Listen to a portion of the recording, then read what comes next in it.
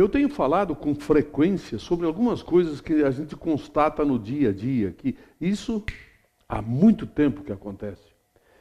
Quem autoriza o pagamento dos serviços públicos? Especificamente, quem autoriza o pagamento e os governos estaduais, municipais e federal pagam essas empresas que prestam serviços. Exemplo, Rodovia do Parque. Está funcionando há quanto? 8 meses? Está aberta o tráfego? Já tem operação tapa-buraco? Quer dizer, tem algo errado nisso aí. Já tem alguns locais onde tem buracos que precisam ser tapados. E não é buraquinho, não. Deve ter em determinados trechos lá, tem 8, 10 buracos. Na Rodovia do Parque, uma rodovia nova, federal. Mas olha, um troço assim, já tem buraco. Quer dizer, a RS 122, toda recapeada, foi feito um trabalho de primeira linha, visualmente falando. Só que agora, nesse final de semana, no sábado, eu estive indo para Porto Alegre, já tem buracos. Lá na 122, onde fizeram o recapeamento. Onde a EGR, a Empresa Gaúcha de Rodovias, que está explorando o pedágio, agora cobrando o pedágio comunitário, cujo dinheiro tem que ser investido na própria rodovia. Espera um pouquinho. Que é isso? A 446 também fizeram várias operações tapa-buraco. Deixaram a rodovia, não em uma maravilha, mas em condições. E agora chove, não precisa chover muito, não. Chove, outra operação tapa-buraco.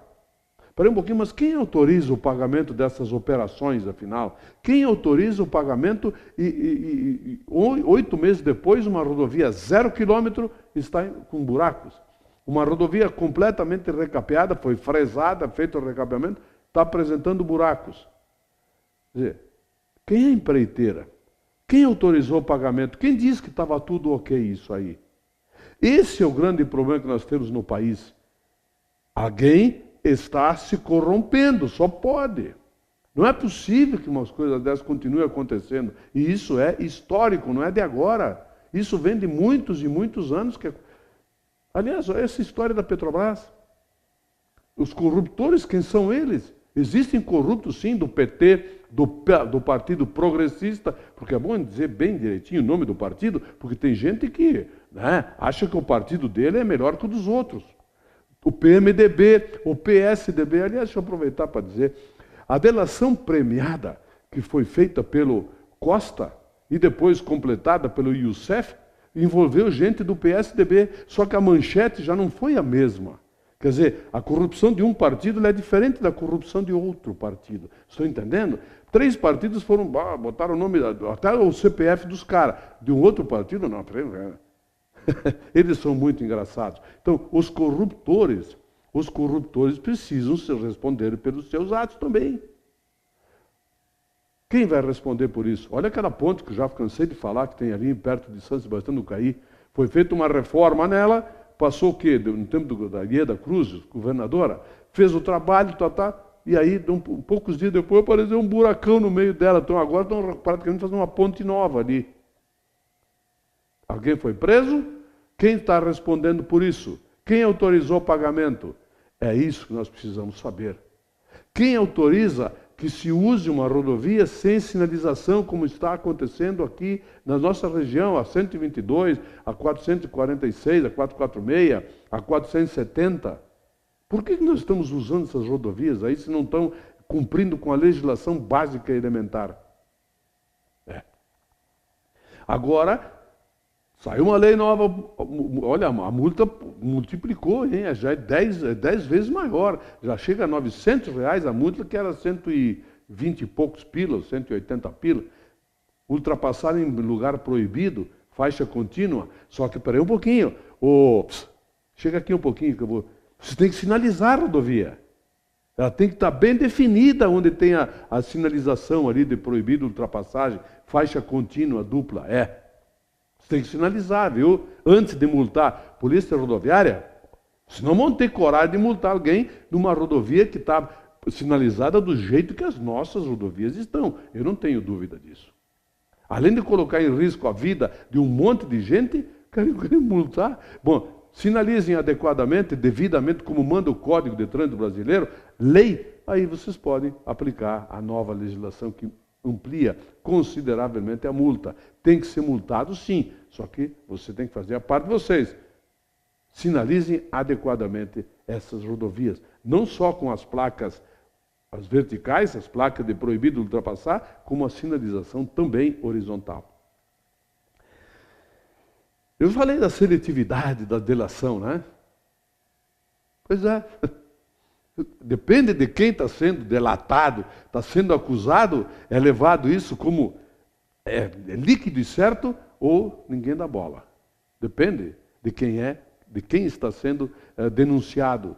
Na delação premiada de um cara que já está condenado a 40 anos de cadeia, não tem mais nada a perder, ele só tem a ganhar porque já foi para casa, né? Prisão domiciliar, um baita safado daquele. Mas enfim, depende do partido que pertence o denunciado, vira manchete ou não. É a seletividade da ética, da moral e da honestidade. Que paizinho vagabundo nós vivemos, hein? Que paizinho é esse? Que povinho é esse? Que imprensa é essa que nós temos, né? A imprensa da moral, ética e da honestidade seletivas. É uma gracinha. A Polícia Rodoviária Federal teve 3 membros dela atropelados essa madrugada, ali na BR-116, próxima de Canoas. Estavam fazendo uma blitz e um sujeito com uma EcoSport simplesmente atropelou 3 soldados. E fugiu, depois foi pego, né? Prenderam ele, uns 7, 8 quilômetros para frente, foi preso ele. Adivinha? 14 passagens ele tem pela polícia por roubo, por receptação de carro roubado e escambau.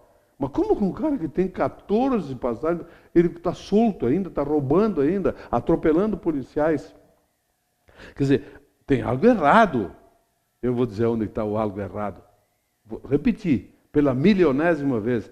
A errada está a Constituição Federal. Que não permite, que não deixa que um bandido desses fique preso, jogado, mas olha, na pior prisão possível. Porque um cara que faz isso não tem a menor consideração, não tem um resquício de alguma coisa que se possa aproveitar. Como é que vai recuperar um cara desses? Que jeito? Hã? Pois é, mudem a Constituição, está na hora. Foi anunciado agora há poucos dias aí, foi colocado no orçamento do ano que vem pelo governo do Estado, 5 milhões para o presídio de Bento Gonçalves. O restante deverá vir de uma troca, né, uma permuta da área do atual presídio, que fica aqui no centro da cidade, é uma atração turística. Eu acho que raras no mundo cidades têm uma atração turística como a nossa, um presídio no meio, no centro da cidade. Então, essa área aí, talvez permutada, resulte em um valor suficiente que, somado aos 5 milhões, dê para construir o presídio. Aquele lá que nós, Bento Gonçalves, ficamos quietinhos, vendo uma meia dúzia, fazendo barulho e impedindo que ele fosse construído, quando já tinha a verba destinada no banco, já só para ser usada. Vamos ver, quem sabe, né? Quem sabe ela saia. E outra verba que também, outra coisa que já está sendo comentada, já deve sair licitação, é a continuação da rodovia do Parque, ligando lá a rodovia que já existe até Portão.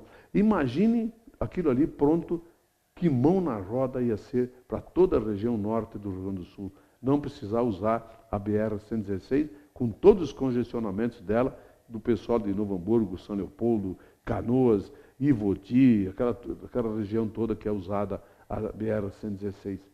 Tomara que isso tudo saia do papel e se torne realidade. O que não está se tornando realidade é projetos e planos de governo. Eu não vi nenhum dos 2 candidatos. Aliás, eu tinha ouvido o Tarso Genro prometer isso na outra campanha. A retomada do Simples Gaúcho. Nós estamos pagando impostos absurdos. Nós, que eu digo, são os pequenos e microempresários. Quando isso vai ser regularizado? 2 impostos brutais que estão sendo acrescentados indevidamente para as pequenas e microempresas pagarem. Você está pagando isso aí, amigo consumidor. Você está pagando isso sim. Imposto de fronteira e a substituição tributária. O Simples é um percentual no qual deveria estar incluído todos os impostos, inclusive o ICMS.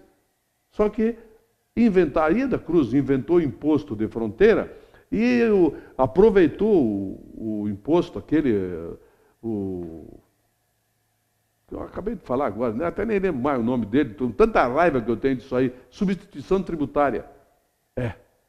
Mais dois, quer dizer, além do simples, os micro e pequenos empresários pagam mais esses dois impostos. Pagam não, recolhem, porque quem paga é o consumidor.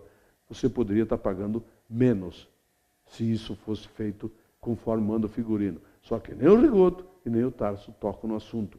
E as entidades representativas, que deveriam estar fazendo isso lá em âmbito estadual, estão cegas, mudas, surdas, e simplesmente ignorando isso tudo. Não cobram isso dos candidatos. Por que será? Enfim, esperemos. Uma coisa boa. Hoje é terça. Tem quarta, quinta, sexta. Aí sexta acaba tudo em termos de campanha política. E aí nós vamos poder respirar ar puro. Eu volto amanhã. Obrigado pela sua audiência, telespectador.